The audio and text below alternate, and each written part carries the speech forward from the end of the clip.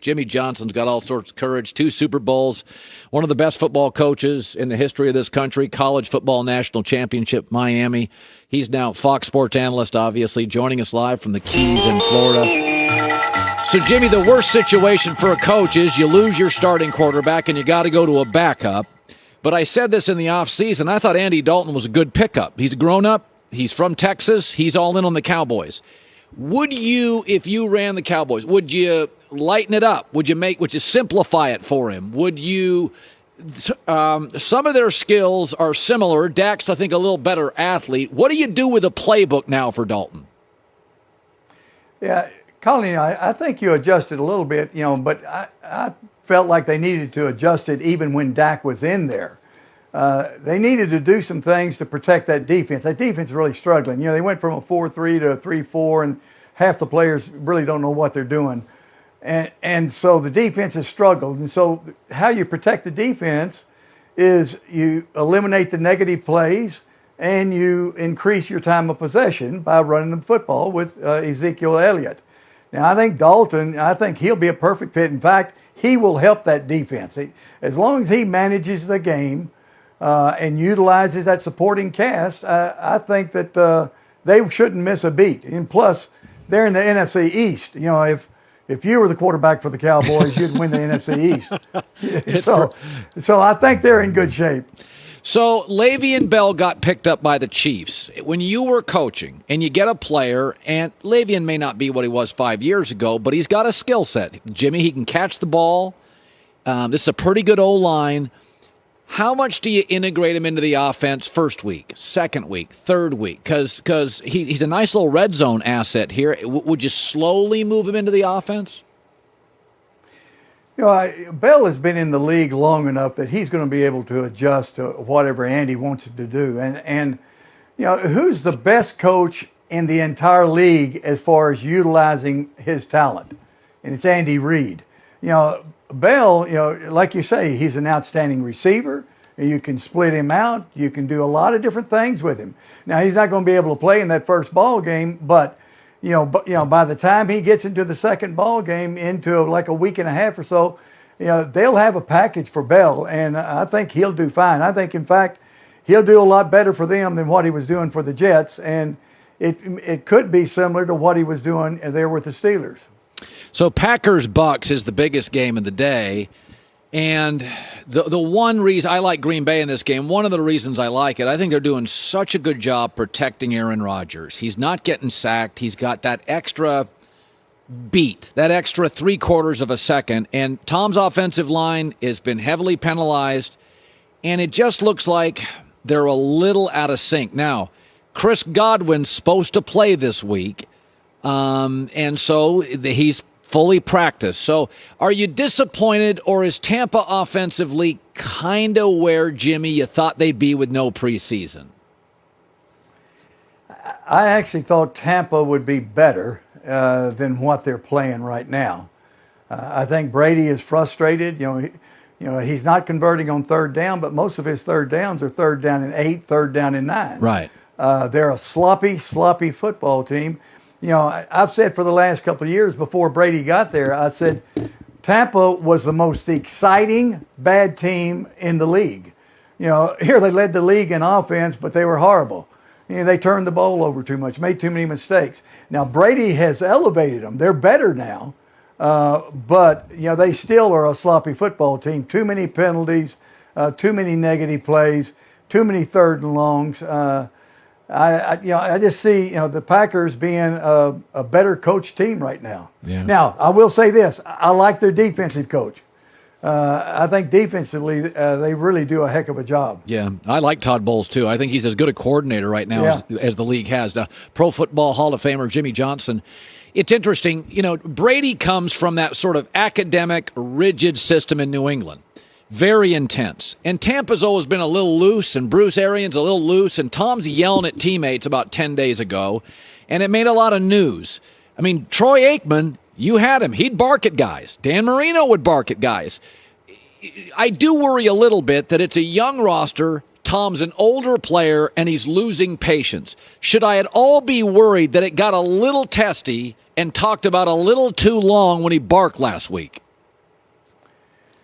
Troy didn't bark until after I left, because he knew Barry wasn't going to bark, and and somebody needed to bark at those players. I think just looking at Tom, he looks frustrated.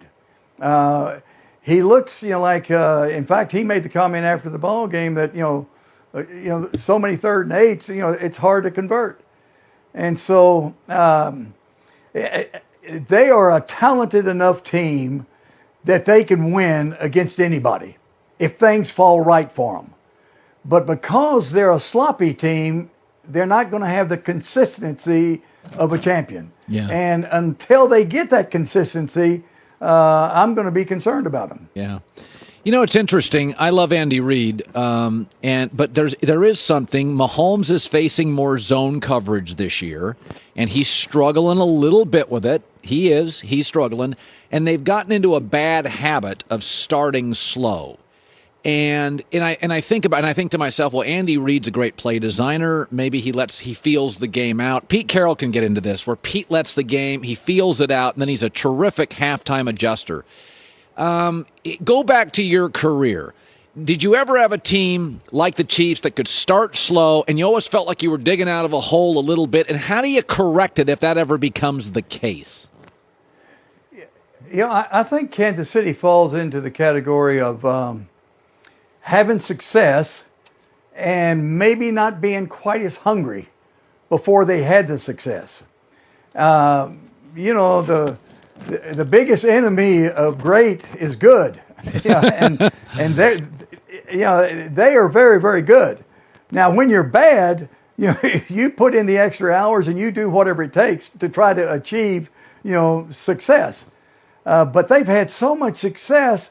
It's almost like they're taking things for granted. Yeah. I know Terry Bradshaw asked me, he said, you were a complete, SOB to those players, after that first Super Bowl. I said, yeah, and I was a bigger one the second Super Bowl. He said, if you'd have stayed with that veteran, you'd have lightened up, wouldn't you? I said, no, I would have been an even bigger one. You gotta push those players. The more success they have, the harder it is to push them, to get to that pinnacle.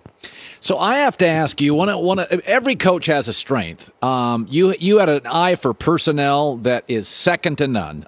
You were an unbelievable recruiter, and you built a power at Miami, and it wasn't all 5-star guys. It wasn't when you first got there. You built a power with some 3-star guys. And I have to ask you, if the Jets or the Giants got the number 1 pick, and Trevor Lawrence is sitting out there, you're the GM of one of those teams. Do you move off a Jones or a Darnold this quickly? What do you do, Terry? Because I think that's what's going to happen here. The Jets are a bad football team. They are a bad football team, but you don't pass on a great quarterback. If you're going to have the first pick in the draft, that means you're going to have the first pick in the second round as well, and the third and the fourth. And so you take your Trevor Lawrence, and then you maybe trade some other picks to try to build your team, but you don't ever bypass on a franchise outstanding quarterback like Trevor Lawrence. Okay, and Aikman was like that, right? You with Troy Aikman, you felt you were getting. Well, I felt that way. We had scouts that wanted to take Tony Mandrich. People have selective amnesia. Right now, everybody says, "Oh, for sure we're going to take Troy Aikman." Troy didn't even make All Pac-10. Rodney Peete was the All Pac-10 quarterback. Wow. So there were questions. There were questions on Troy. Now, there were no questions on my mind. I'd been recruiting Troy ever since he was a sophomore in high school. He was in my, when he was a sophomore in high school, he came to my camp at Oklahoma State. We thought we had him signed at Oklahoma State, and then at the last weekend, he goes to Oklahoma. So I'd been working on Troy for a long time. I knew he was going to be our guy. But if you look back, during that period of time, there were a bunch of other players that were questioned whether or not, they could be the number 1 pick. A lot of people wanted Mandrich. Did you fire those scouts who wanted Mandrich? To protect them, I wouldn't mention their name now. I don't blame you. By the way, one college football question. So Nick Saban will not coach the game because he got COVID. Now, he was at Zoom practices. And it was so interesting, Right. so interesting to me that even though he's got Steve Sarkisian, who's been a head coach twice, and he's got his defense installed for 10, 15 years, the line moved a field goal, and I'm like, holy moly. Jimmy, when you were in a game, where would you have been missed as a head coach? What does a head coach do? Is it the halftime adjustment maybe that a coordinator couldn't do? Well, I think the head coach, really in college and pro, his biggest impact is on Monday, Tuesday, Wednesday, Thursday, Friday, Saturday. It's during the week in preparing for the ball game. That's his biggest impact. The head coach on game day, some head coaches call plays, which I don't agree with. Some coaches call defense. I don't agree with that either. Now, it's more, I think he has more impact in professional football and college football. If you're at one of those top 10 schools, it's kind of like I said with you, you could be the quarterback for Dallas and you can still win the NFC East. If you're at Alabama, and you were the head coach, you're still going to be right there winning 10 or 11 ball games. Yeah.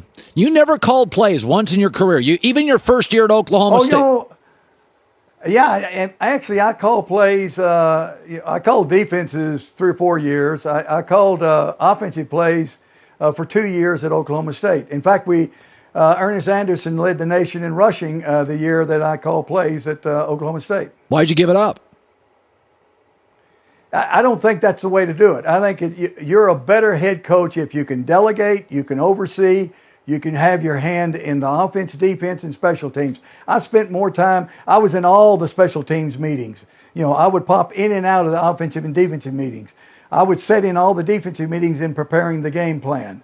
And so, if you are wrapped up, an offensive coordinator, his mindset is, score. He doesn't talk about, managing the game, timeouts, working the clock. He just wants to score. The defensive coordinator just wants to stop him. He doesn't care about working the clock. The head coach has got to manage the game. He's got to tell the offensive coordinator, hey, start running the ball more. He's got to tell the defensive coordinator, blitz, hey, we can't give them any yardage here.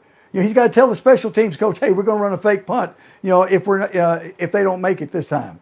I want the head coach to manage the game, and manage, clock management. I see games lost, Colin, every single weekend where the head coach did not manage the clock. Yeah. It's crazy. Yeah.